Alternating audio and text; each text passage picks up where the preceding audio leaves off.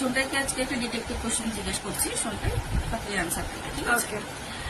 তো একটা বিল্ডিং তৈরি হচ্ছে, ঠিক আছে? তো কিছু কিছু ঘর তৈরি হয়ে গেছে, সুন্দরভাবে তৈরি হয়ে গেছে। তো সে ঘরের মধ্যে ভেতর থেকে লক, মানে দরজা সব বসে গেছে, ভেতর থেকে লক, বাইরে থেকে শুধু একটা ছাপ দেখা যাচ্ছে, আর তিনটা লক দরজা, কেউ নেই।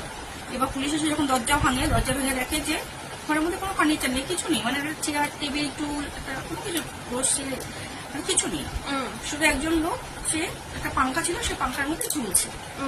তো পুলিশ দেখছে যে সে মরলো কি করে, সেটা সে মারা গেল কি করে মারা যেতে পারে?